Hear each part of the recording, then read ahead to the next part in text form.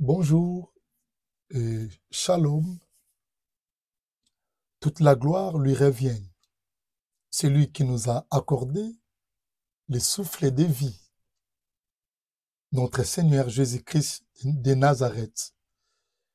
Aujourd'hui, nous allons pouvoir continuer notre deuxième partie que nous avons parlé sur le danger des S et F et l'importance d'une église locale. Pour ceux qui n'ont pas suivi peut-être notre première partie de l'émission, nous avons dit que S et F, c'est 100 églises fixes.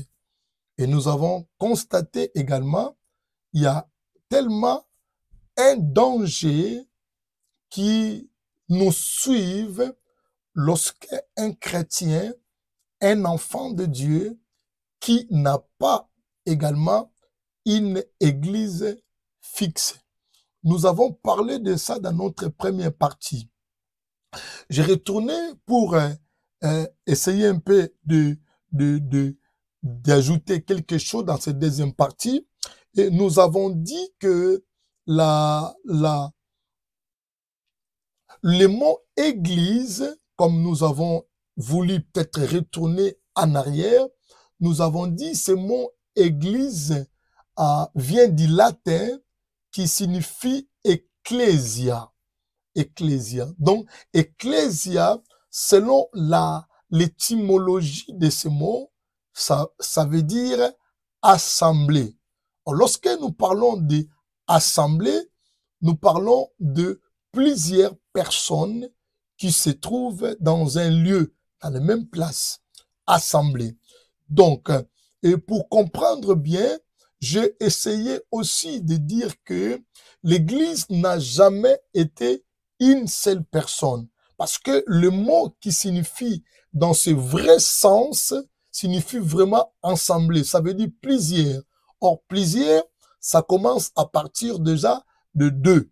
Donc, lorsque nous disons des fois que je suis Église, tu es Église, en fait, si nous regardons bien selon vraiment le sens de ce mot ecclésia, c'est-à-dire que nous n'avons pas raison de dire ça.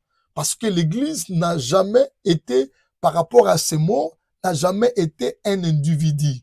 Donc l'Église, c'est l'ensemble. C'est vraiment assemblée de gens. C'est pourquoi je disais aussi de comprendre que pour mieux comprendre aussi cette définition, je prie aussi également, comme nous disons, le peuple, un peuple. Le mot est dans le masculin singulier, mais le peuple signifie une population. Quand on parle d'un peuple, signifie plusieurs personnes qui sont dans la même patrie ou bien même pays. Donc, ils sont plusieurs. Donc, un individu, on ne peut pas l'appeler peuple. On peut dire tout simplement messieurs. Vous voyez? Donc, le peuple et ecclésia est presque presque même chose. Ça, en tout cas, ça part de pair. Parce que le peuple signifie population ou tout un pays. Et en même temps, ecclésia ne signifie pas un individu, mais signifie assemblée. Assemblée des gens. Alors, nous avons essayé de dire que, pourquoi? Parce qu'il y a quand même des choses qui se passent aujourd'hui dans la maison du Seigneur, que nous devons comprendre que l'Église a existé depuis très longtemps. Même lorsque le Seigneur parle des enfants d'Israël, il appelle les enfants d'Israël, vous êtes mon peuple, les troupeaux de mon pâturage. Il parle d'un peuple. Or, dans ce peuple-là que Dieu appelait le peuple d'Israël, parmi ces peuples-là, il y a les 12 tribus d'Israël. Donc, ce n'était pas une seule personne, c'était plusieurs personnes, c'était une multitude de gens, les 12 tribus d'Israël appelées comme un peuple, masculin, singulier. Le mot ecclésia aussi, ce n'est pas une seule personne, mais plusieurs. Il dit, vous êtes mon peuple, les troupeaux. Vous êtes les troupeaux. Quand on parle de troupeaux, on voit aussi plusieurs animaux. Donc, le troupeau n'a jamais été un seul animal. Les troupeaux de Dieu, ça veut dire plusieurs, qui forment maintenant dans le sens de ces mots ecclésia. Donc, lorsque nous disons que nous allons à l'église, mon frère, c'est tout à fait normal. Donc, les gens, ils disent que non, l'église, c'est toi, tu n'as pas besoin d'aller à l'église. Ça, c'est faux et archi faux. C'est pourquoi je suis en train d'insister déjà dans l'étymologie de ces mots ecclésia. Même lorsque nous parlons ça, nous définissons ça en grec ou en hébreu, ça dit presque tout la même chose. En hébreu, il dit, c'est le peuple d'Israël qui sont sauvés sous les regards de Dieu. Et en grec, on parle aussi, c'est assemblée de gens ou assemblée plénière en grec. Donc, on voit toujours une catégorie de gens, de troupes de gens. Ecclésia. Donc, lorsque nous allons dans un lieu assemblé être ensemble avec les gens, les uns les autres, c'est là où nous pouvons bien appeler ça église. Donc, il n'y a pas une confusion là.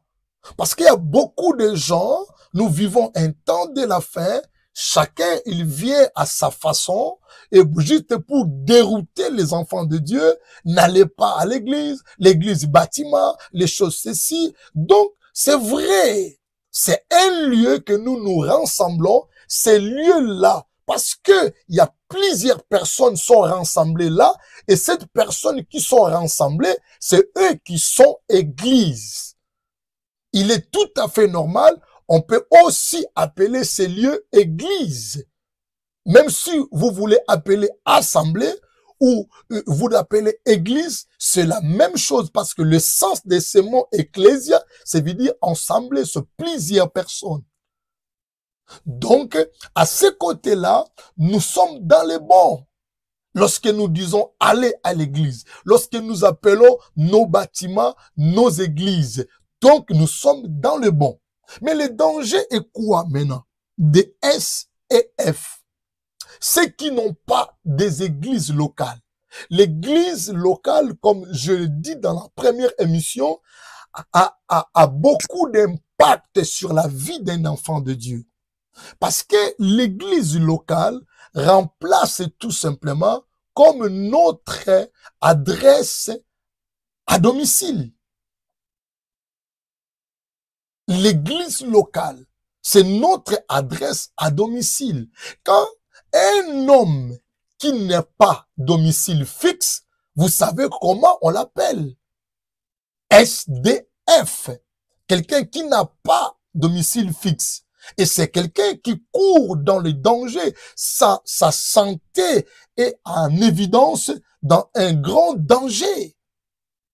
Parce qu'il peut ramasser les infections, il peut ramasser les microbes et il peut frapper par certaines maladies ou il peut rencontrer peut-être des embuscades, tuer même pendant ou la nuit parce qu'il n'est pas protégé. Et lorsque un enfant de Dieu qui n'a pas une église locale fixe, c'est une personne qui est exposée dans un danger permanent.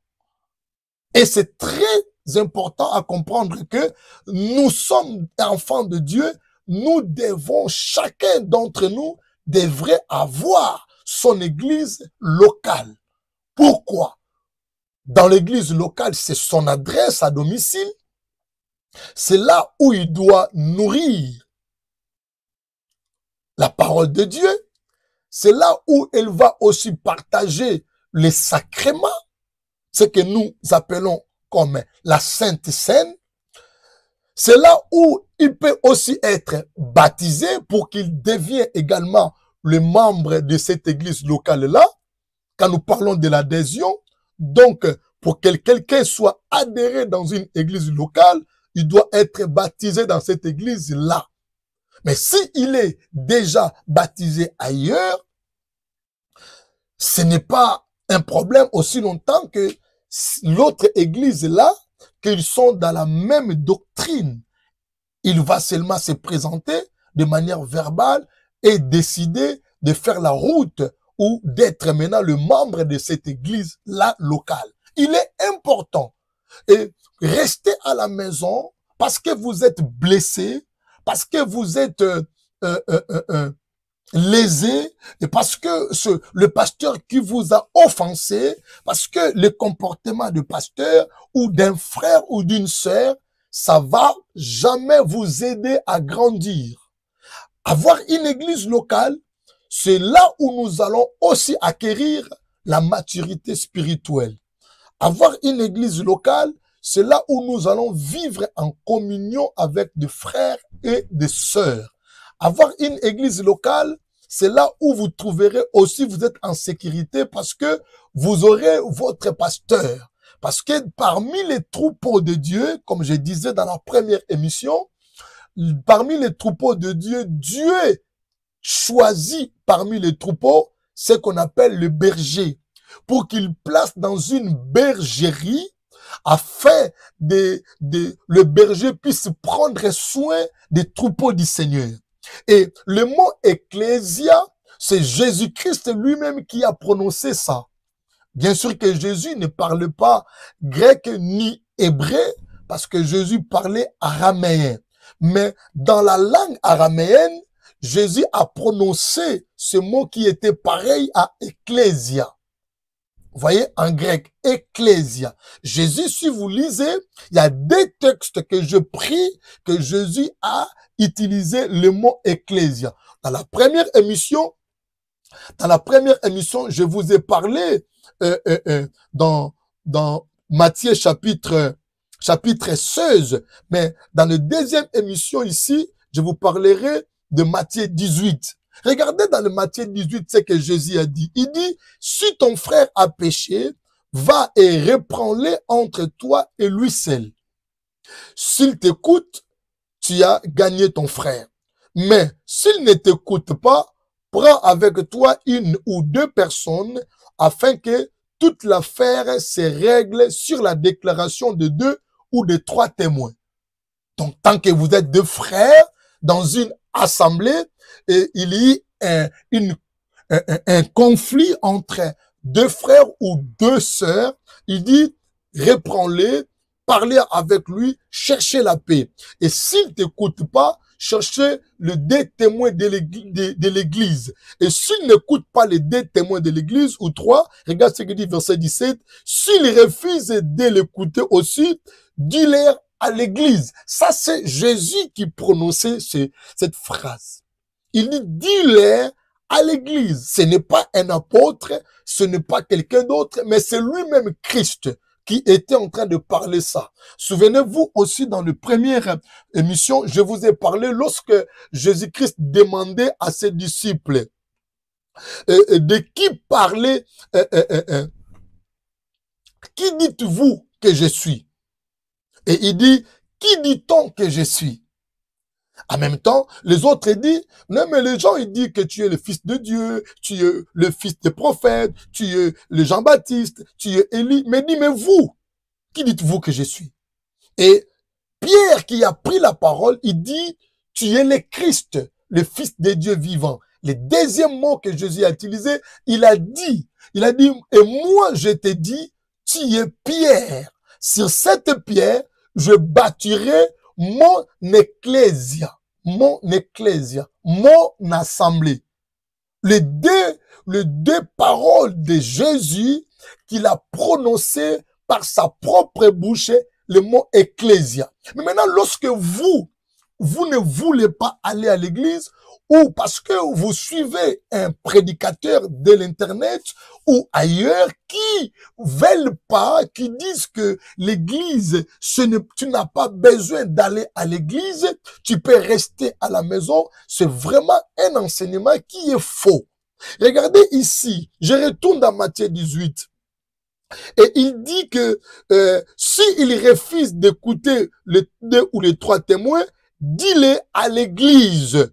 Et s'il refuse d'écouter encore l'église, et qu'il soit pour vous comme un païen ou un publicain. Quand on dit païen, c'est déjà un étranger. En d'autres termes, on dit, il sera, on peut dire, excommunié dans l'assemblée. Il sera excommunié dans l'assemblée. Et là, maintenant, on le considère comme un étranger ou un païen. Mais regardez ce qui est important, Christ a lui-même a cité église ici. Mais lorsque vous ne voulez pas aller à l'église parce que vous êtes blessé, parce que vous avez eu un problème avec un frère, voici où, voilà la démarche par laquelle que nous devons faire tant que des chrétiens, des enfants de Dieu, que nous sommes dans une église. L'église, c'est une famille. Parce que peut-être aujourd'hui, vous ne remarquez pas ça, mais le jour où vous aurez un problème, l'église, vous allez voir la valeur d'une église. Lorsque vous êtes dans la maison, je vous ai dit que quelqu'un qui est à la maison, qui n'a pas une église fixe, c'est une personne qui marche dans le déséquilibre. Il peut aussi être comme un enfant mal formé. Parce qu'il va manger n'importe quelle nourriture, n'importe quelle prédication, n'importe quel enseignement. Et que lui, il va commencer à embrasser ou à recevoir. Et croyez-vous que ça va vraiment donner à vous une bonne santé lorsque vous ramassez de gauche et à droite, sans pourtant connaître même la doctrine des uns et aux autres.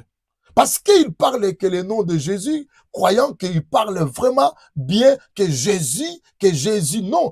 Les gens peuvent parler de Jésus, mais ils ne parlent pas de Jésus également de Nazareth. Les gens peuvent citer le prénom ou le nom de Jésus, mais ils parlent de Bar Jésus. Donc l'église, lorsque nous sommes dans une église locale, nous sommes en sécurité et nous serons bien nourris en même temps. J'ai utilisé le mot de la diarrhée lorsque quelqu'un qui n'a pas une église fixe, et c'est une personne que je l'appelle, elle est SEF, sans église fixe. Et vraiment, sa vie chrétienne est en danger.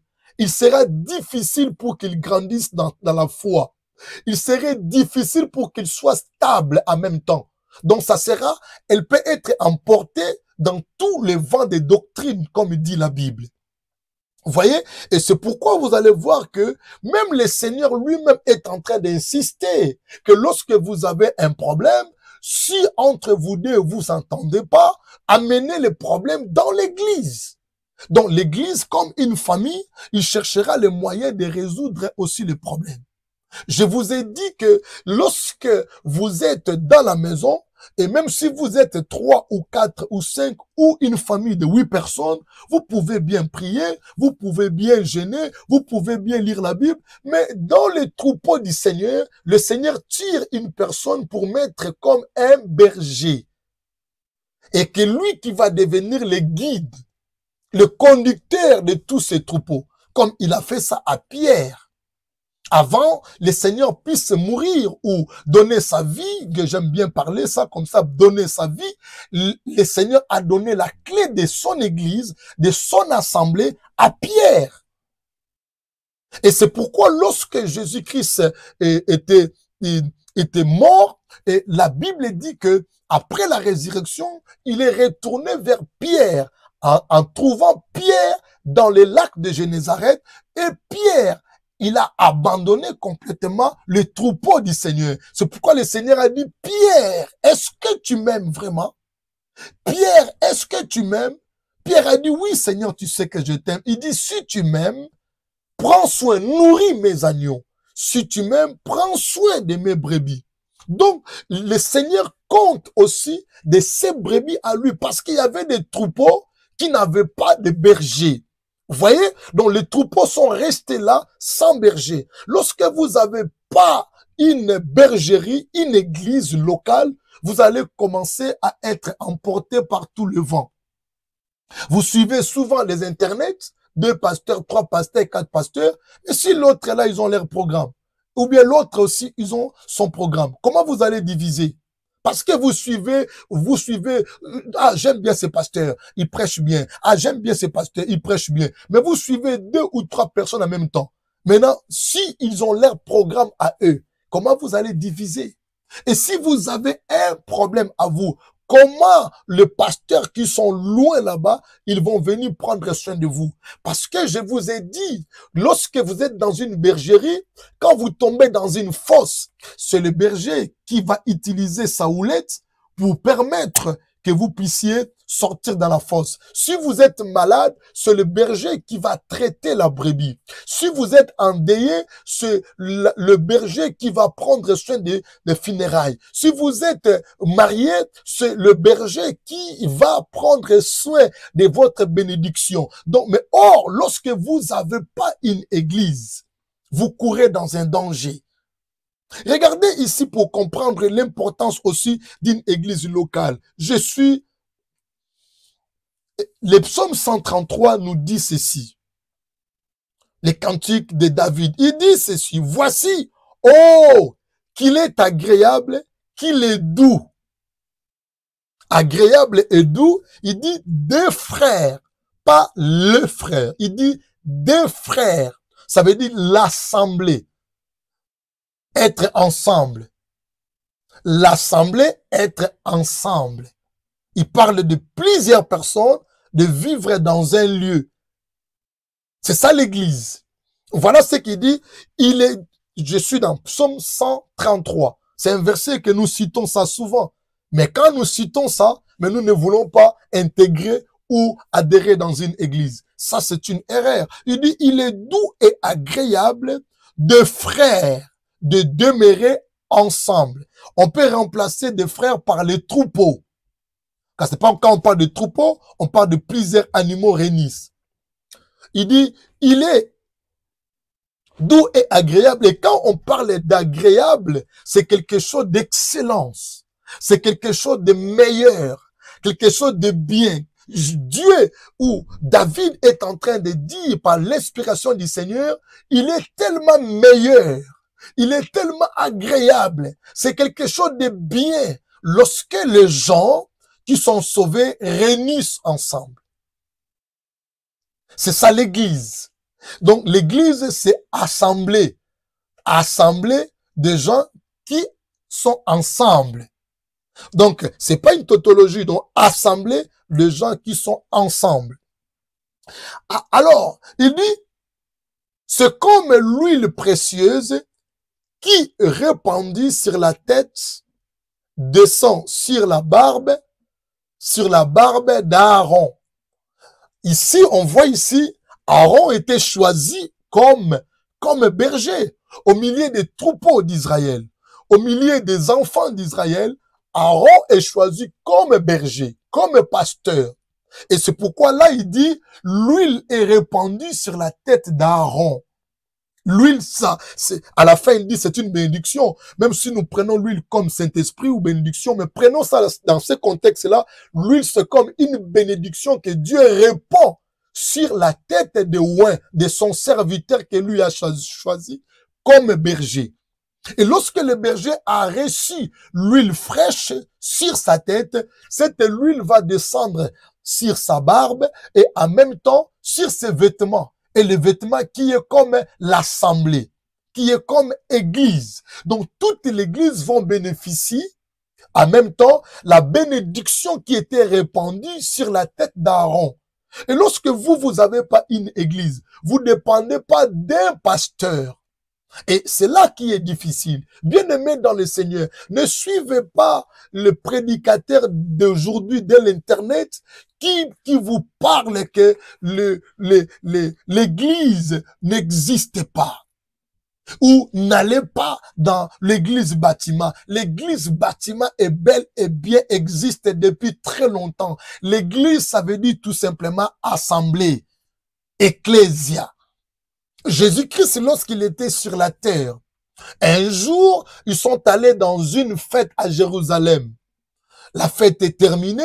En retournant dans leur ville de Bethléem, et la Bible dit, dans Nazareth, parce que c'est là où il a évolué, il a passé son adolescence. Et en retournant dans la ville de Nazareth, et pendant la route, Jésus se perd avec ses parents. Les parents ont regardé, ils trouvent que l'enfant n'est plus là. Et regardez, ils commencent à chercher, mais leur pensée c'était quoi? De retourner à l'église. Pourquoi? Parce que l'église, le temple de Dieu, c'était vraiment, ça devenait comme accoutumier. Le Seigneur et ses parents allaient souvent là-bas. Marie et Joseph ne pas aller chercher Jésus chez ses amis. Jésus n'a pas allé aussi jouer avec ses amis. On vient retrouver Jésus dans le temple, dans la maison de Dieu et en train de prêcher la parole.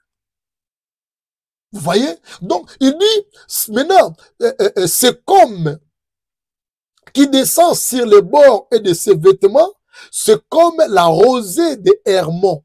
Psaume 133, verset 3. La rosée des Hermons qui descend sur les montagnes de Sion. Et regarde maintenant là où il dit, car c'est là où, il dit c'est là que l'Éternel envoie la bénédiction. C'est là où les gens sont assemblés. C'est là où nous sommes assemblés pour vivre un moment merveilleux. Vous allez pas à l'église. Regarde, il dit, c'est là où le Seigneur envoie sa bénédiction. Le sacrement que le Seigneur nous a laissé. Si vous n'allez pas à l'église, comment vous allez manger la Sainte Seine? Comment vous allez profiter dans les repas saints? Les repas, la nourriture sainte. Comment vous allez vivre ces moments où le Seigneur a dit, à chaque fois que vous vous réunissez, faites ceci en mémoire de moi. Vous pouvez être à la maison, comme je dis, 3, 4, 5, 8, mais si il y a personne parmi vous que Dieu a choisi comme un pasteur, vous devez chercher une église.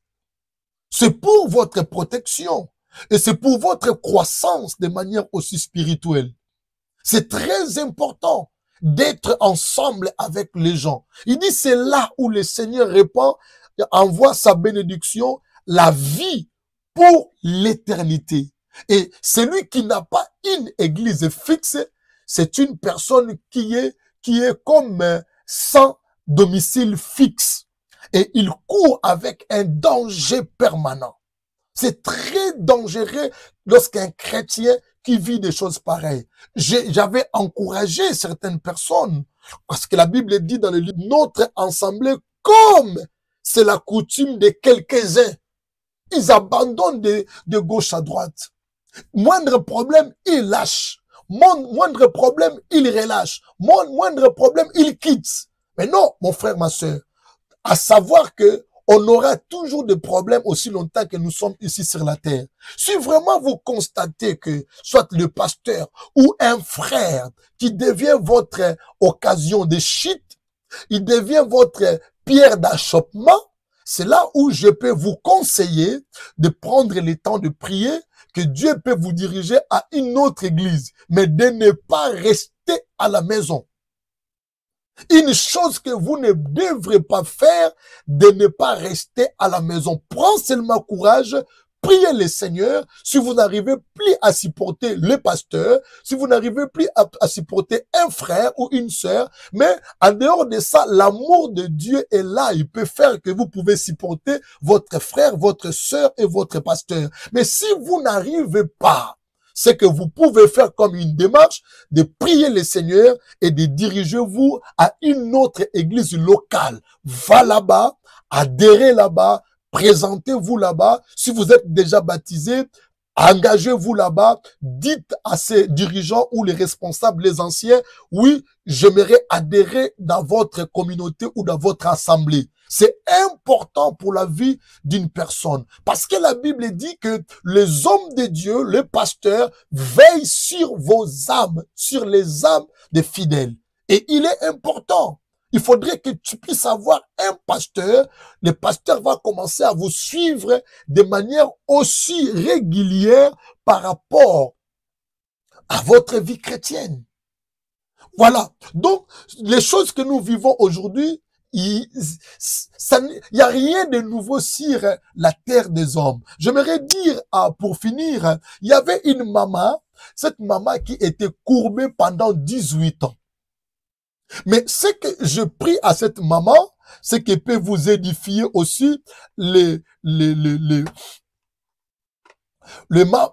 maman là, et elle était là dans une église tous les jours. Tous les jours. À chaque fois qu'il y avait une réunion, la maman ne manquait pas dans l'église. Elle venait. Mais la Bible dit, elle était courbée. Elle était courbée et elle était malade. Elle souffrait également. Mais regardez, mon frère, ma sœur, malgré que la maman souffrait de sa maladie, elle était courbée, mais elle était fidèle de son église, de son assemblée.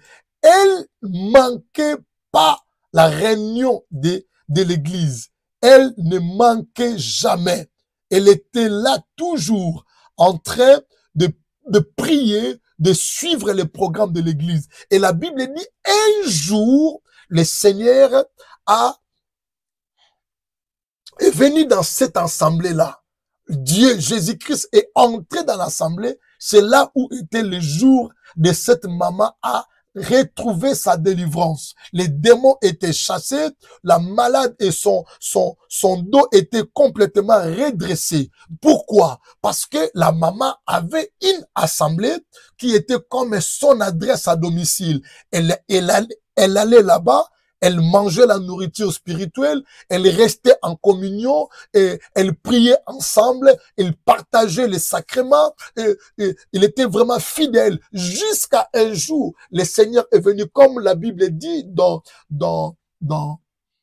Psaume 133, nous venons de lire, il dit, c'est là où le Seigneur envoie sa bénédiction. C'est là où le Seigneur envoie le miracle. C'est là où le Seigneur envoie la paix, la joie, la grâce, la faveur. C'est là où les enfants de Dieu réunissent sous pouvoir ou puissance du Saint-Esprit ou de Dieu de la grâce. Donc, mon frère, ma sœur, n'écoutez pas ce que les gens disent que restez à la maison. Regardez, si vous restez à la maison, même l'offrande, vous donnerez où? Vous allez me dire que non, je donne ça aux pauvres. Non, vous devrez aussi donner l'offrande. La Bible nous montre que Jésus lui-même était dans un temple, dans une église, et voyant comment les gens étaient en train de donner. Donc, vous avez besoin de nourriture spirituelle et une nourriture par un berger, pas par plusieurs bergers, pas par plusieurs personnes. Sinon, vous allez manger n'importe quelle nourriture qui est pourrie et vous aurez la diarrhée. Et la diarrhée peut vous amener aussi à la mort. Donc, mon frère, ma sœur, si vous n'avez pas une église, cherchez une église pour que vous puissiez grandir dans votre foi et de passer des moments de communion ensemble. Lorsque vous lisez dans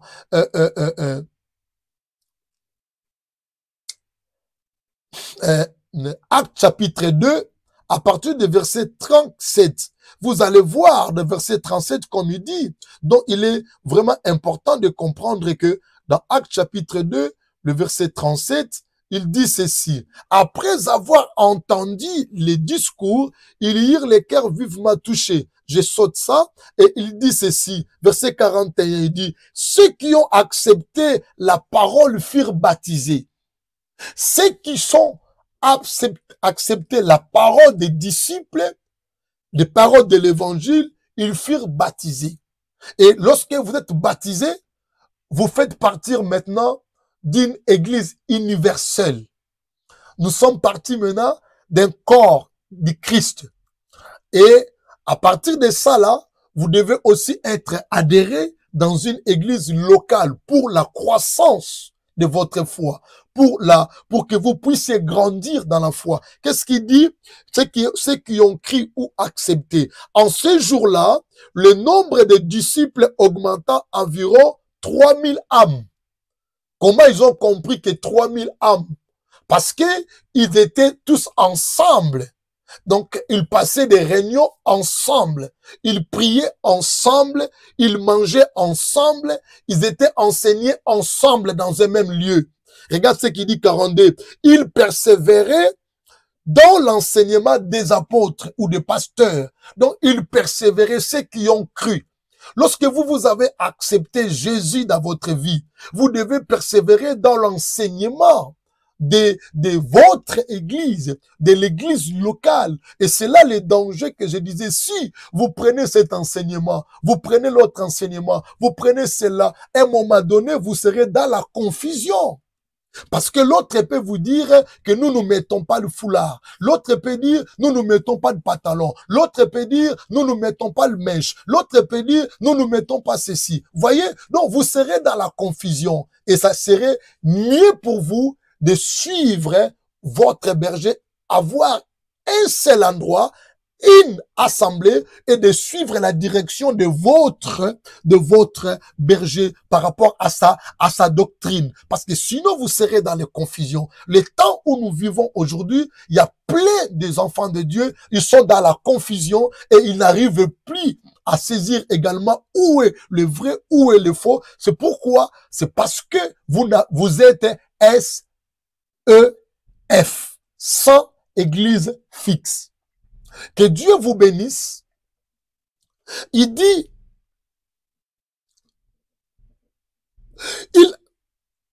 enseignement des apôtres dans la communion fraternelle et dans la fraction du pain et dans les prières. Vous voyez, ils étaient tous ensemble, ils étaient enseignés par les apôtres, ils vivaient une communion fraternelle, donc ils étaient ensemble afin de se connaître encore davantage, de partager l'expérience des uns et les autres, de s'édifier les uns aussi et les autres. Et en même temps, il dit, et ils étaient aussi dans les prières, ils priaient aussi ensemble. C'est ça qui forme une église comme une équipe aussi forte. Donc l'église n'a jamais été un individu, mais l'église, c'est vraiment assemblée de gens qui sont ensemble. Et en même temps, l'importance d'une église locale. L'église locale a vraiment de l'importance dans la vie d'un enfant de Dieu. Voilà, mon frère, ma sœur, je vous en supplie également, au nom de notre Seigneur Jésus-Christ, regagnez vos églises locales. Cherchez, si vous pouvez aussi chercher une église locale dans votre ville ou là où vous êtes, ou même loin, s'il y a une église qui est là, allez dans l'église, soyez dedans dans une assemblée et dépendez en même temps sur l'onction d'un pasteur et vous serez également bénis et la protection de Dieu sera pour vous. Et c'est ainsi qui est vraiment le principe pour qu'un enfant de Dieu puisse grandir dans sa foi. Que Dieu vous bénisse, abonnez-vous et à très bientôt. Au revoir.